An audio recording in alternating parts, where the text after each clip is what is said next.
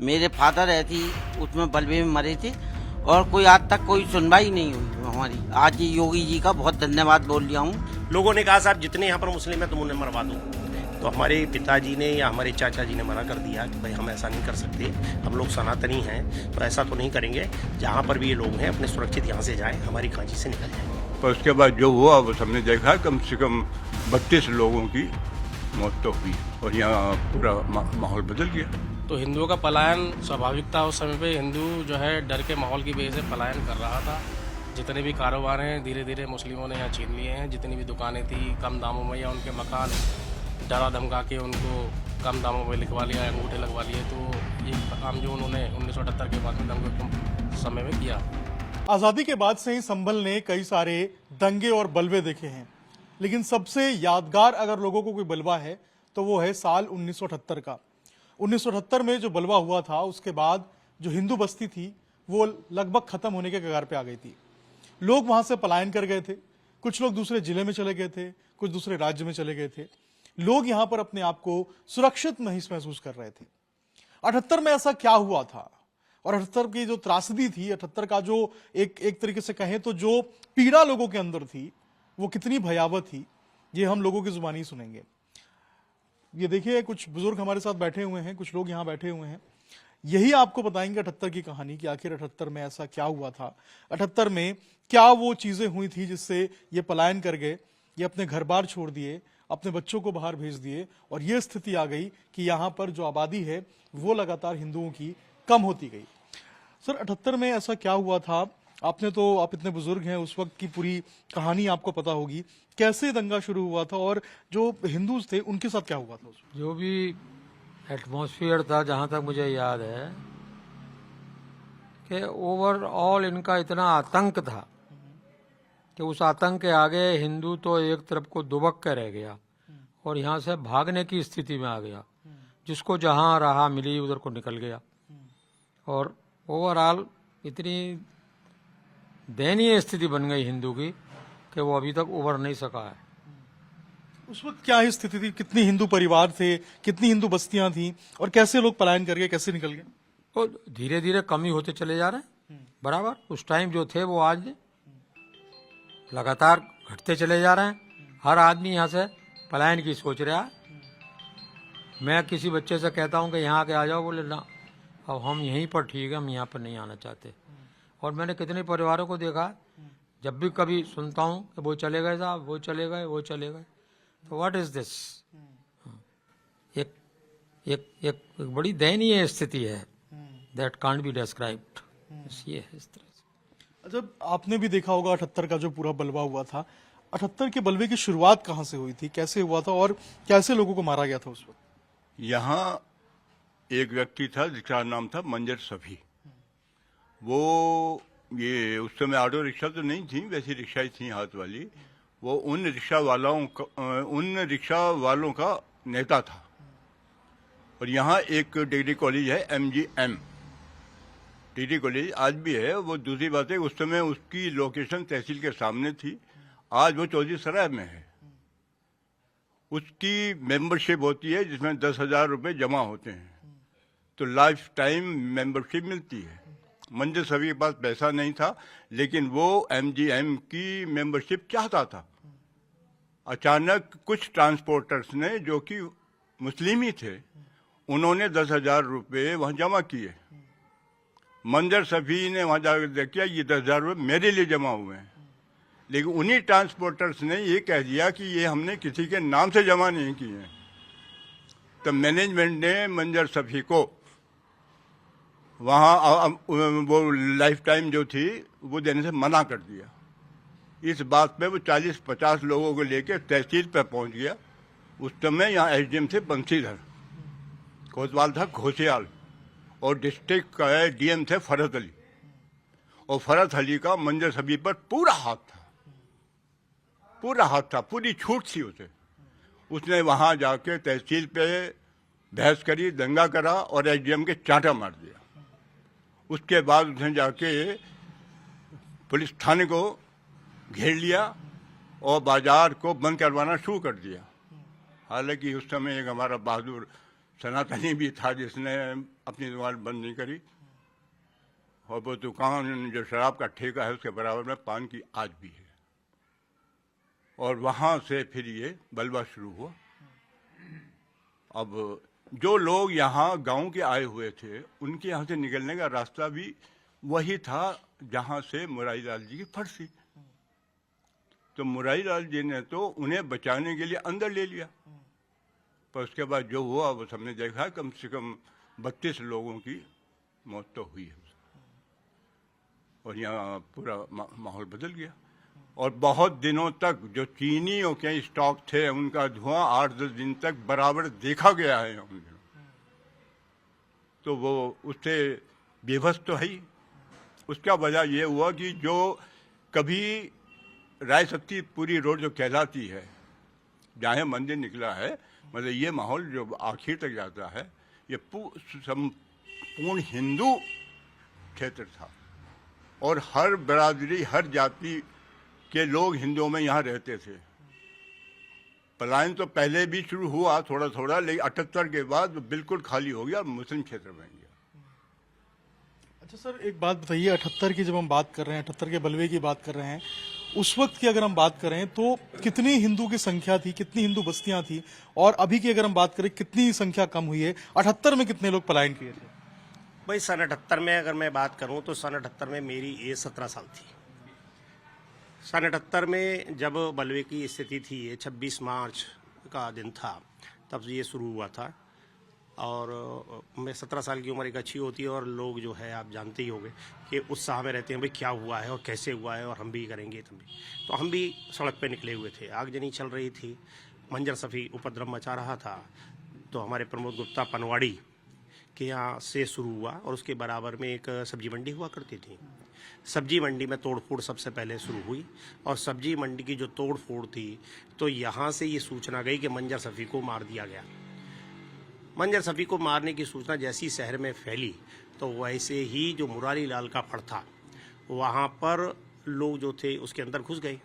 उस फड़ में रिफाइंड चला करती थी, यानी कि गलावट चला करती थी, उसमें सीरा पकाया जाता था, कढ़ाव पकते रहते थे, नीचे भट्टी चलती रहती थी।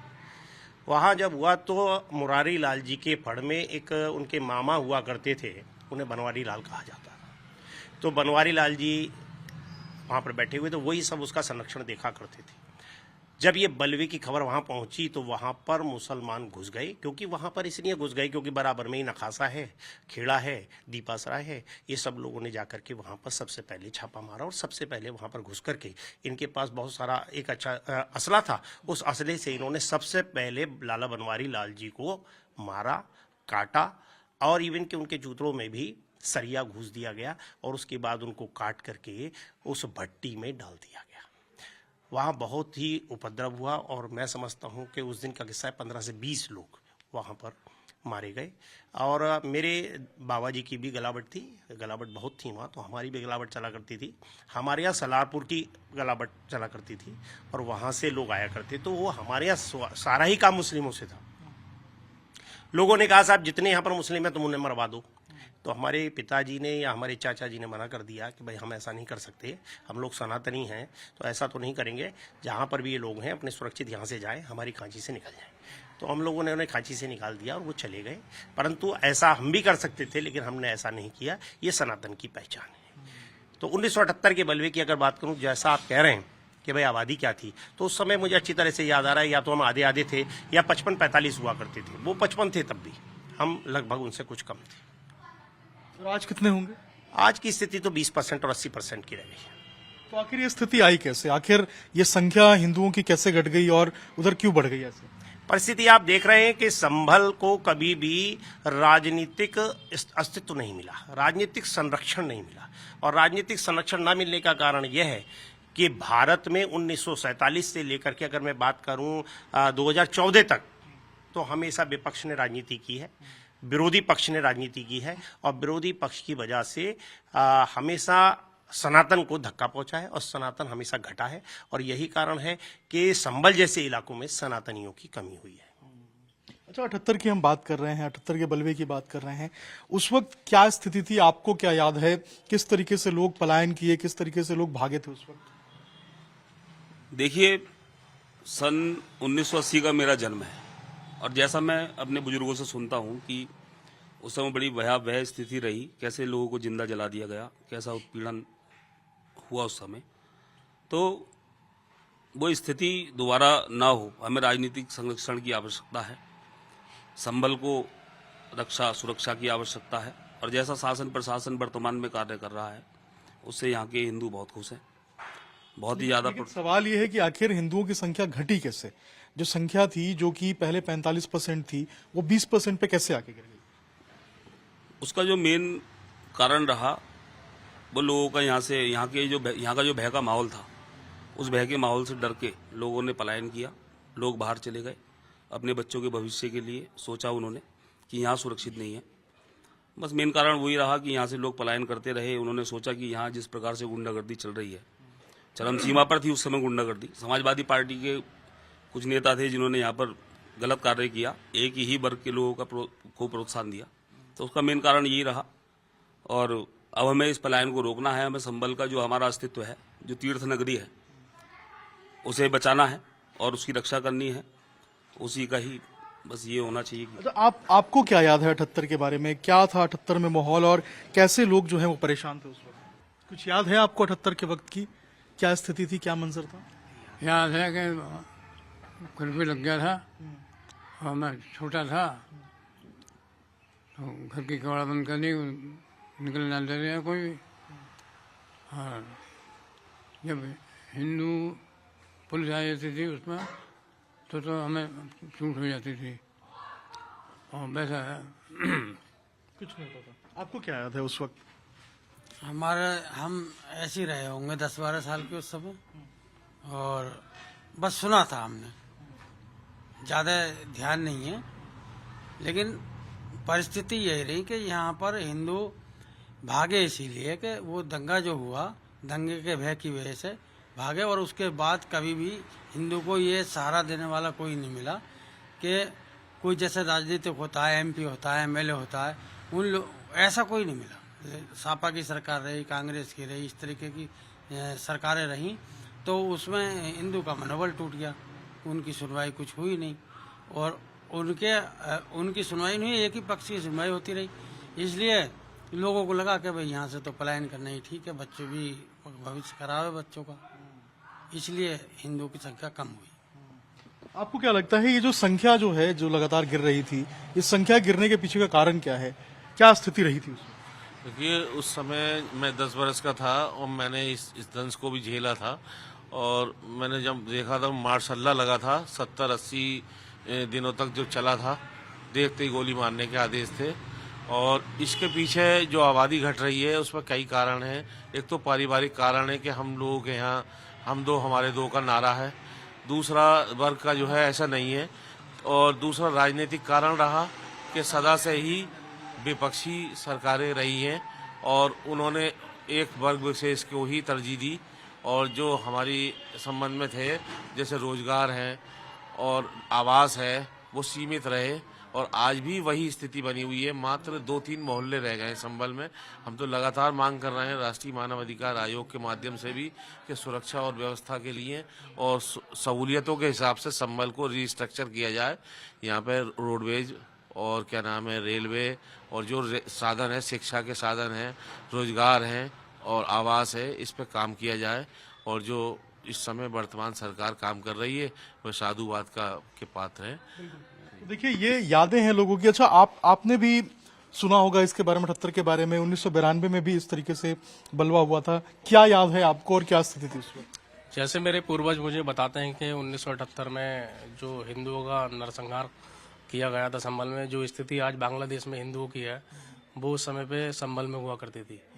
जो हिंदुओं के जो कारोबार थे वो धीरे धीरे छिनते चले गए, डर का माहौल पैदा हुआ संभल में, और जितने भी शिक्षा का क्षेत्र था उसका अभाव नहीं था संभल में। भविष्य को लेकर यहाँ से हिंदू धीरे धीरे पलायन करता चला गया, क्योंकि जो है आने वाले भविष्य जो हिंदुओं का सुरक्षित नहीं था। तो संभल से जितने भी लोग यहाँ आज के बाद में जो पलायन किया है, जो 1978 के बाद में, 92 के बाद में संभल में 3-4 दंगे हुए हैं, तो दंगों को लेकर हिंदू बहुत डरा हुआ था। और आज की डेट में जो योगी सरकार है, तो हिंदू आज की डेट में सुरक्षित है, अपने आप को सुरक्षित मानता है। शासन प्रशासन भी हिंदुओं को लेकर सुरक्षा को सारे कार्य कर रहा है। तो हिंदुओं का पलायन स्वाभाविक था। उस समय पे हिंदू जो है डर के माहौल की वजह से पलायन कर रहा था। जितने भी कारोबार हैं धीरे धीरे मुस्लिमों ने यहाँ छीन लिए हैं। जितनी भी दुकानें थी कम दामों में या उनके मकान डरा धमका के उनको कम दामों में लिखवा लिया, अंगूठे लगवा लिए। तो ये काम जो उन्होंने 1978 के बाद में दंगों के समय में किया। अच्छा, आपको भी याद है 78 में जो बलवा हुआ था उस वक्त क्या स्थिति थी, कैसे लोग भागे थे? स्थिति बहुत खराब थी उस समय। काफी लोगों को जिंदा जला दिया गया था 78 में। पहला बलवा तो हुआ था सन 76 में, उसके बाद 78 में। 78 के उससे संभल का माहौल बहुत ज़्यादा खराब हुआ और जो कुछ मुस्लिम इलाके थे जहाँ हिंदू रहते थे वो धीरे धीरे वहाँ से पलायन करने लगे, असुरक्षित महसूस करने लगे। चूँकि व्यवहार थोड़ा गलत होता था उन लोगों का, नेचुरली आज आप भी देख रहे हैं बांग्लादेश में, यहाँ कश्मीर, उसकी वजह से हिंदुओं ने वहाँ से पलायन करना शुरू कर दिया। धीरे धीरे व्यापार के क्षेत्र में भी हिंदू जो थे वो पिछड़ते गए और ये लोग आगे बढ़ते गए। उस वक्त 78 में जब ये बलवा हुआ था उस वक्त एमपी कौन था, एमएलए कौन था यहाँ का? उस समय किसकी सरकार हुआ करती थी यहाँ पे, कुछ याद है? अभी बताता हूँ, ना अभी बता रहा हूँ। 78 जनता पार्टी की, और एमएलए थे डॉक्टर शफीकुर रहमान बर्क साहब, जहाँ तक मेरा ख्याल है। 78 में, चूंकि 77 में जनता पार्टी की सरकार बनी थी और 78 का ये बलवा हुआ था। तो उसके बाद से हालात ज़्यादा बिगड़े और संभल के जितने भी किनारे वाले इलाके हैं जहाँ हिंदू थे और मुस्लिम भी थे, वहाँ से हिंदू सब धीरे धीरे पलायन करने लगे। तो 78 की जो कहानी है वो बहुत दर्दनाक है, दुखदाई है। लोग बताते हैं किस तरीके से 78 में जब बलवा हुआ तो लोग निकले, बाहर गए और धीरे धीरे जो पलायन की स्थिति थी वो होती गई। लोग जो हैं वो कोशिश कर रहे थे कि वापस से अपने जो घर मकान तक पहुंचे, लेकिन उस वक्त जो स्थिति थी वो काफी ज्यादा भयावह थी। जो हिंदू बस्तियां थी वो हिंदू बस्तियां उजड़ गईं। कई लोगों को मुरारी लाल की फड़ में जिंदा जला दिया गया, ये भी खबर आ रही थी। कई लोग मारे गए। इस तरीके से 78 की कहानी हुई और 78 की कहानी ने एक नए संभल को जन्म दिया। वो संभल जो धीरे धीरे करके हिंदू विहीन होता गया और जो आंकड़ा स्वतंत्रता के वक्त पे यहाँ पर जो हिंदुओं की आबादी थी वो लगभग 45% के आसपास थी, वो गिर के 20% के आसपास हो गई।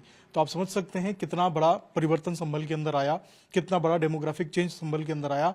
लोग यही कह रहे हैं कि जब डर का माहौल हो, दहशत का माहौल हो तो कौन ही रहना चाहेगा, और यही कारण है कि लोगों ने यहाँ से पलायन शुरू कर दिया। 78 की कहानी बहुत ही ज्यादा गंभीर है, बहुत ज्यादा डराने वाली है और ये सोचने पर मजबूर करने वाली है कि आखिर संभल की स्थिति 78 में क्या होगी। मेरा नाम मोहन चंद शुक्ला है और ये मैं योगी जी का पहले धन्यवाद बोलता हूँ। उन्होंने जांच बढ़ाई, आज तक ना तो किसी ने कोई जांच ही नहीं करी। मेरे फादर ऐसी उसमें बलवे में मरे थे और कोई आज तक कोई सुनवाई नहीं हुई हमारी। आज ये योगी जी का बहुत धन्यवाद बोल लिया हूँ, योगी जी ने करा है ये इतना। तो जो है ये समझ लीजिए मेरे फादर जो है सुबह को गए थे 10 बजे वहाँ पे अपनी सैलरी लेने, 4 महीने की सैलरी थी। मुनीम थे मेरे फादर और जो है मुनीमी करते थे वहाँ पे नकाशे में। तो जो है वो गए थे, उन्होंने बुलाया था कि अब आज सैलरी दे देंगे मालिक लोगों ने। तो वो जो है वो बोले कि मैं कल को जो है वो जो है 1 घंटे में आन के सैलरी लेके आ रहा हूँ, फिर मामा के यहाँ जाऊँगा चंदोची, आप जो है खाना उना तैयार रखो, अम्मा से कह गए थे। तो अम्मा बोली कि हाँ खाना तैयार हो जाएगा, जब तक आ जाओ लौट के लेके सैलरी। अब वो वहाँ पे गए नखाते में, वहाँ देखा तो यहाँ से तहसील से झगड़ा चालू हुआ है, वहाँ से मार पिटाई, ये समझ लो डंडेबाजी और ये वो बहुत झगड़ा चालू हो गया। तो अम्मा बोली हमारी कहना, बोले तेरे पापा तो वहाँ पे फंस गए, उधर सैलरी लेने गए हैं, देखो तो सही लल्ला क्या क्या हुआ। तो हम गए साहब, तो वहाँ तो देखा तो वहाँ पे तो जो आगे लग रही थी, बहुत वो हो रहा था, अफरा तफरी मच रही, सब मार्केट में आदमी अपनी जान बचाने को भाग रहा आदमी। अब साहब जो है वहाँ पे देखा तो साहब करीबन रात को जो है कम से कम वहाँ पे जो कह रहे हैं कि वहाँ पे तो आग लग गई। उसमें मुरारी लाल के फड़ में वो जो वो बैठे थे जिनका मुरारी लाल का फड़ था, उन्होंने खुद बुला लिया अंदर, बोले पंडित जी अंदर आ जाओ, आप जो है यहाँ सुरक्षित बच जाएंगे, यहाँ पे कोई आदमी मारा ना जाएगा यहाँ पे। और गांव की गाड़ियाँ थी सब, ये समझ लो गुड़ उड़ बिके कर रख रहा, सब अंदर ले के भागे उसके खांची के अंदर उसे। और कुछ जो है आदमी जो है ड्रम के अंदर, तब तक हुए मई जून की गर्मी थी और उसमें ड्रम के नीचे दुबक गए कुछ लोग। और कुछ लोग जो है ऊपर भाग गए। उसमें जो है वो था, क्या नाम है, छज्जा था, छज्जे पे दुबक गए तिरपाल के पीछे को जाके। अब वहाँ जो आग जनी लगी है, और ये समझ लो बाहर के लोग आए थे ये सब, उन्होंने से जो है पिछला गेट जो है तोड़ा उसका, तो उससे तोड़ा ट्रक से, उन्होंने ट्रक से तोड़ने के बाद जो है उसमें जो घुसे हैं तो सब आदमियों को जिंदा जलाया वहाँ पे। ये समझ लो जो है वहाँ पे डीजल पेट्रोल से आगे लगाई। वहाँ पे जब आगे लगाई तो धुआं उठा ऊपर को, तो उठा तो हमारे फादर जो है उनसे बर्दाश्त ना हुआ धुआं ऊपर का। ऊपर और भी आदमी थे गांव के, तो जो है वो हमारे फादर कूद गए नीचे को। या कूद गए तो उनके मार दी गोली मार दी, तो उनका जो है वहीं ख़त्म हो गए वहाँ पे। अब हम जो है रात में टटोल रहे, रो रहे बहुत। हमने कही हमारे फादर आ जाएंगे, अब आते होंगे ना आए साहब। तो जो है सुबह जान के पता चल गई वो तो जो है ख़त्म हो गए वो तो, और उनकी डेड बॉडी गई मुरादाबाद लाशगिरे में। तो साहब जो है हम तो 8-10 साल का छोड़ के मर गए, वो हमारे ऊपर कमाने दवाने वाला ना कोई आदमी, ये समझ लो। तो हमने तो ऐसा संकट झेला यहाँ पे। उस वक्त हिंदुओं की आबादी कितनी थी जिस वक्त ये पूरा मामला हुआ था? वही थी 15-20%, ना इतनी ना थी। हाँ, जब हिंदू आए तो इतना लड़ाका नहीं था। हिंदू पे कोई ना कोई हथियार था, ना एक डंडा तक का तो मिलेगा ना हिंदू के घर में। ये सब हथियारों से फुल होते हैं ये तो। इनके यहाँ तो अभी पहुंच जाओ तो सब काटने वाली आरी वो मिल जाएंगे चाकू इनके यहाँ तो। इनके यहाँ तो बदमाशी है, इनके यहाँ तो खुलेआम। तो इस बारे हिंदू तो झगड़े से बचता है, ये है चक्कर। तो फिर आप लोगों ने इस पूरे मामले में FIR कराया, उस वक्त की जांच कैसी थी? क्या जांच सही हो पाई थी उस वक्त इस पूरे बलवे के बाद? नहीं, कुछ नहीं हो पाया, कुछ नहीं, कोई बूझने ही ना आया। बताओ, अब यहाँ पे 4-5 मरे हैं तो दुखना रो रहा हो। हमारा गया घर से तो कोई ना दुखना रो रिया है। हमारा कोई कितनी सरकारें आ गई, कितनी चली आई। योगी जी की सरकार आई है तो पहली दफे मुझे बड़ी खुशी हुई कि इन्होंने जांच कराई है ये 78 के बलवे की। ना तो आज तक जांच ना हुई हमारी। हम पे क्या संकट आया था, कोई हमारा संकट वही ना हमारा दर्द वो करने वाला है। आज मैं उनका योगी जी का बहुत धन्यवाद बोलता हूँ। फिर वहाँ पे जो है हमें 2-4 आदमी लेके गए वहाँ पे मुरादाबाद लाशगिरे में, और लाशगिरे में देखा तो वहाँ पे जो है गठरी बंध रही थी, हाथ पैरों की कटे पड़े थे हाथ पैर। हमारे भाई गए थे, वो बोले कि तो तुम्हारी तो लाश ही ना पहचानने में आ रही यहाँ पे। तो लाशगिरे में हमारे फादर की लाश जो है वो थी साबुत एक, तो उनकी लाश क्रियाक्रम करेंगे राम गंगा पे वो गए थे। शुक्ल जी, इनका नाम क्या नाम है, शुक्ल जी, शुक्ला मार्केट जो है वो गए थे, और डोईलाल जी गए थे साथ दोनों। उन्होंने बेचारों ने क्रियाक्रम कराए हमें। तो फिर यहाँ पे जो है आन के क्रियाक्रम बोले, वो उनके डायरी पायरी सब बंडियों में से निकाल के दिए, कागज उगज उनके। ऐसा करा था मेरे फादर के साथ, तो बड़ा बुरा वो करा इन्होंने। और भी याद करके आप लोग रो देते हैं और आंसू आमे हैं साहब। अब वो चले गए तो हमारे ऊपर कौन था करने वाला? हमारा छोटे छोटे से हम तो, अब ये बताइए तो कौन हमारा देखने वाला? आज ये पहली दफे हो रही है आज, ना तो कभी आज तक कोई पूछने भी ना आया कहाँ मर रहा हो कहाँ जी रहा हो। कोई ना पूछने वाला आया। तो उस समय की क्या सरकार ने आप लोग की मदद नहीं की? उस समय MP कौन था यहाँ का, क्या हालात थे? MP मेरे इस बात का तो ध्यान ना, कौन ना MP आया ना MLA आया, कोई ना आया हमारे पास। बस पुलिस आई थी हमारे पास, पुलिस हमारे घर पे सांत्वना देने गई और वो बोली क्या है ना, घबराओ मत आप घबराओ मत, बिल्कुल भी आपकी मदद करेंगे, जितनी सपोर्ट होगी उतनी करेंगे। तो हमारा कुछ वो देखे गए, खाने पीने का सामान वामान भी देखे गए वो बेचारे। और कुछ नहीं हुआ ना, कुछ नहीं हुआ। ये दर्द है 78 के, ये पीड़ित हैं, इन्होंने अपने पिता को खोया है। और आप समझिए कि वहां पर जो मुलाली लाल का फड़ था, वहां पर लोग बचने के लिए छिपे थे, बड़ी संख्या में लोग गए थे, और उस फड़ के दरवाजे को ट्रक से तोड़ दिया गया था, और उसके बाद वहां पर आग लगा दी गई थी। 78 की कहानी जब लोग याद करते हैं तो रोने लगते हैं, सिहर जाते हैं, रोंगटे खड़े हो जाते हैं, क्योंकि सिहराने वाली कहानी थी, डराने वाली कहानी थी। और उसके बाद से ही ऐसा सिलसिला शुरू हुआ कि लोगों ने पलायन करना शुरू कर दिया। लोगों ने अपने घरों को छोड़कर बाहर दूसरे जिले में या दूसरे राज्य में जाना शुरू कर दिया और धीरे धीरे संभल, जहां पर 45% हिंदुओं की आबादी होती थी, वो घट के अब 20% पे रह गई है। For more of such videos, do like, share and subscribe to ET Now Swadesh.